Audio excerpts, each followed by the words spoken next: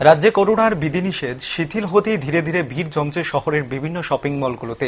এই বিষয়টি নজরে আসতে নড়েচড়ে বসেছে সদর মহকুমা প্রশাসন। শুক্রবার সদর ডিসিএম শ্রীকান্ত চক্রবর্তীর নেতৃত্বে এক প্রতিনিধি দল রাজধানীর প্রায় সবকটি শপিং মলগুলোতে ঝটিকা সফরে যান। মূলত স্বাস্থ্যবিধি মেনে চলা হচ্ছে কিনা সেই বিষয়টির উপর নজর দেওয়া হয়। প্রশাসনের অভিযানকালে শপিং মলগুলোতে যারা স্বাস্থ্যবিধি মেনে চলছেন না তাদের কাছ থেকে জরিমানা আদায় করা হয়। পরবর্তী সময় যে সকল শপিং মলগুলোতে কর্তৃপক্ষ ভিড় নিয়ন্ত্রণ করতে পরিলক্ষিত হয়নি সেই শপিং মলগুলো থেকেও আইন অনুযায়ী জরিমানা আদায় করা হবে বলে জানান তিনি। পাশাপাশি প্রশাসনের পক্ষ থেকে সকল জনসাধারণের কাছে আবেদন করা হয় যেন সকলে ভিড় এড়িয়ে চলেন এবং স্বাস্থ্যবিধি মেনে চলেন, মূলত সংক্রমণ প্রতিরোধ করার লক্ষ্যে।